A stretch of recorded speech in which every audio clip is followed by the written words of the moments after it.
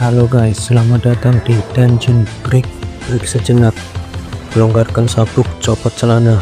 Saatnya kita menikmati cerita manhwa. Gas.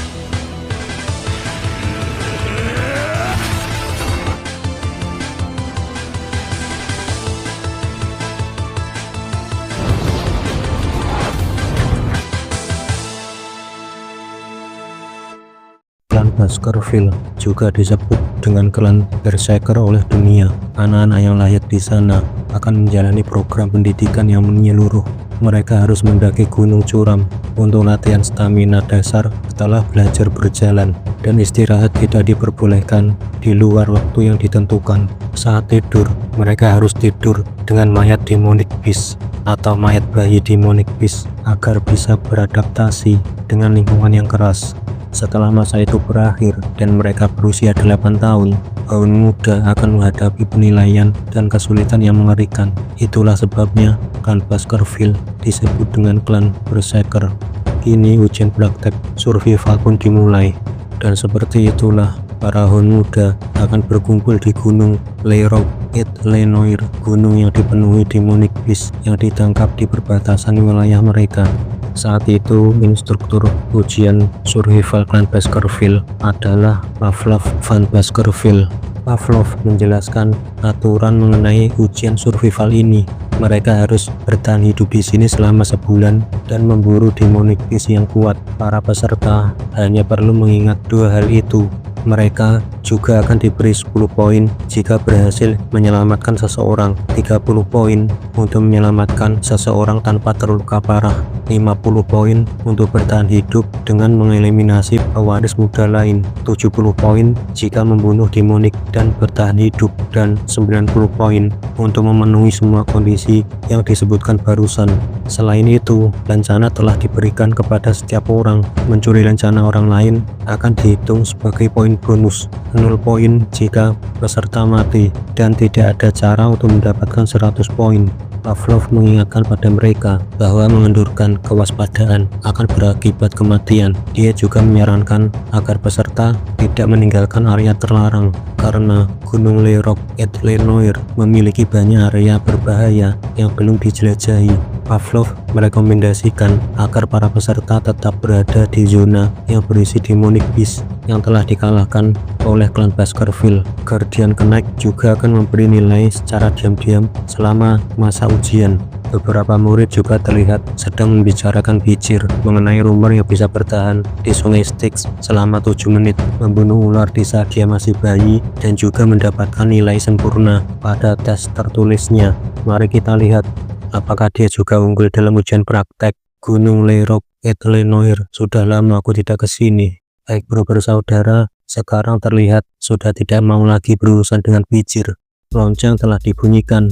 Kini Pavlov memulai ujian survivalnya. Seluruh peserta langsung bergegas ke titik tujuan yang telah mereka incar. Beberapa peserta berencana mengamankan posisi yang menguntungkan terlebih dahulu. Sebagian peserta juga berencana mengikuti peserta lain untuk mencuri poin. Akibat perkelahian dengan bicir, baik bro bersaudara terlihat sudah tidak mau bekerja sama lagi. Pavlov menyuruh para Guardian Knight untuk mengikuti setiap peserta dan mengamati pergerakan mereka. Dalam ujian ini, menghabisi peserta lain tidak dilarang, namun akan ada pengurangan poin jika melakukan tindakan tersebut. Jadi semua peserta akan berusaha keras untuk menghindari menghabisi peserta lain dengan tangan mereka sendiri. Guardian Knight yang mengawasi kemungkinan akan memastikan jumlah kematian peserta tidak akan banyak. Salah satu Guardian Knight terlihat sedang mengawasi pergerakan bicir. Saat itu bicir sedang bergerak di dekat area yang belum dijelajahi. Sejauh mana kau akan pergi tuan muda bicir? Dia adalah seorang jenius yang menunjukkan keterampilan luar biasa sejak bayi. Aku ingin melihat apa yang dia bisa di ujian ini. Bicir pun berhenti di titik area dekat pohon. Dia juga mencari permukaan tanah yang cukup lembut untuk dipakai sebagai tempat tinggal sementara. Kini saatnya menikmati waktu liburanku. Guardian Knight yang mendengarnya sedikit bingung apa yang sedang direncanakan tuan muda bicir.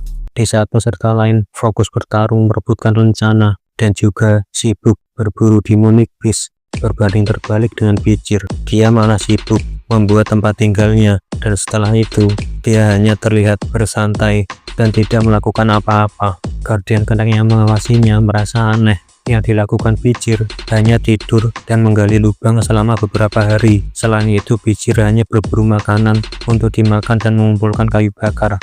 Apa dia berencana hanya bersembunyi di sini dan menghabiskan waktu? Apa rumor tentang dia jenius berbakat itu bohong? Mungkin tidak perlu bagiku untuk mengawasinya jika dia hanya akan bersembunyi. Lalu Guardian Connect itu berhenti untuk mengawasi Pijar. Pijar yang menyadari bahwa dari awal dia diawasi. Ini memang sesuai rencananya untuk mengelabui para Guardian Connect yang sedang mengawasinya, dan akhirnya Guardian Connect itu berhenti mengawasi Pijar. Pijar teringat saat dia berkemah dengan bawahannya dulu. Pijar juga diberitahu oleh bawahannya bahwa biji kakao merupakan bahan yang terbaik untuk menghilangkan bau amis dari daging, terutama biji kakao jenis Bloody Beans. Sekarang gangguan telah pergi dan persiapan Pijar juga sudah selesai. Kini Pijar akan memulai perburuannya. Beberapa hari kemudian, Pijar terlihat menuju ke area yang belum dijelajahi. Tempat ini merupakan taman bermain Pijar ketika dia masih bocah. Aroma menyengat yang menusuk hidung, akar yang mati dan terbakar sesuai dengan tempat yang dicari Pijar. Aku yakin habitat makhluk itu ada di sekitar sini. Pijar yang kini sedang berburu, kini dia terlihat menyadari sesuatu. Saat itu dia melihat kotoran hewan yang mengeluarkan api. Menurut Pijar, hanya ada satu demonic beast yang menciptakan kotoran seperti itu. Memang aku muak dengan mereka saat masih menjadi anggota scout, tapi melihat salah satu dari mereka sekarang cukup menenangkan hati. Ternyata demonic beast yang diburu Pijar saat ini adalah Hellhound, seekor anjing ganas yang membawa neraka di mulutnya.